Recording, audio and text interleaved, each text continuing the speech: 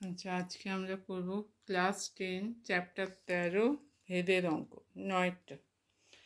গোলকের আয়তন গোলকের ব্যাসার্ধের দ্বিঘাতের সঙ্গে সরল ভেদে আছে 1.1/2, 2 এবং 2.5 মিটার দৈর্ঘ্যের ব্যাস বিশিষ্ট তিনটি নিরেট গোলককে গলিয়ে একটি নিরেট গোলক বানানো হলো। নতুন গোলকের ব্যাসের দৈর্ঘ্য নির্ণয় কর। আচ্ছা, এখানে গোলকের আয়তনটা আমরা ধরে নেব ভি, ব্যাসার্ধ হচ্ছে আর, তাহলে ভি আর এর কিউব, ব্যাসার্ধের দ্বিঘাত মানে আর এর কিউবের সঙ্গে সরল ভেদে আছে। তাহলে প্রথমে কি লিখব? প্রথমে লিখব ভি আর কিউব ব্যাসার্ধের কিউবের সঙ্গে সরল ভেদে আছে।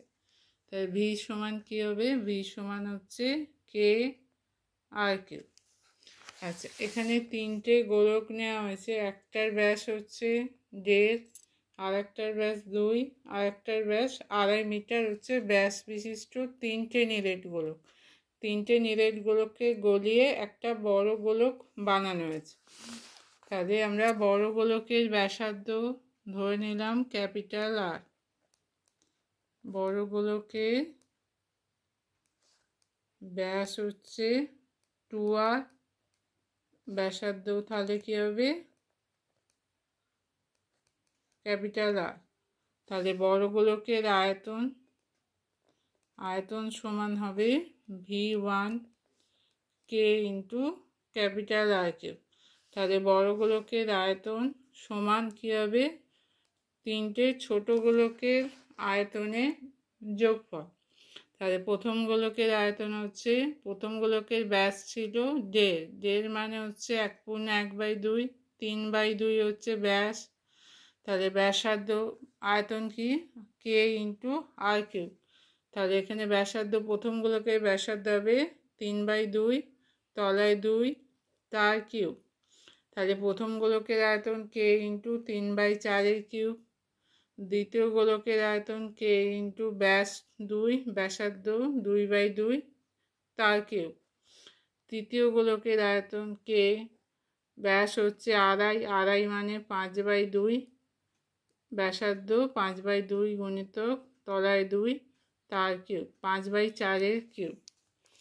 তাহলে কে ক্যাপিটাল আর কিউব সমান কে হচ্ছে 3/4 কিউব, কে এটা 1 কিউব, প্লাস কে 5/4 কিউব। তাহলে কে ইন্টু ক্যাপিটাল আর কিউব, কে কমন যাবে, এইগুলো 3 কিউব হচ্ছে 27/64, প্লাস 1 125/64। কে ইন্টু আর কিউব সমান কে 64 লসাগু 27 প্লাস 64 প্লাস 125। তাহলে কে ইন্টু 216/64, কে ইন্টু আর কিউব। কে আর কিউব সমান কে, এটা ভাঙলে হবে 6/4 কিউব। তাহলে আর সমান ব্যাসার্ধ সমান হচ্ছে 6/4। তাহলে বড় গোলকের ব্যাস সমান হবে 2 গুণিতক 6/4। 2 দিয়ে কাটলে 2 হবে, 2 গুণিতকে 6কে কাটলে হবে 3। তাহলে বড় গোলকের ব্যাস হচ্ছে 3 সেমি।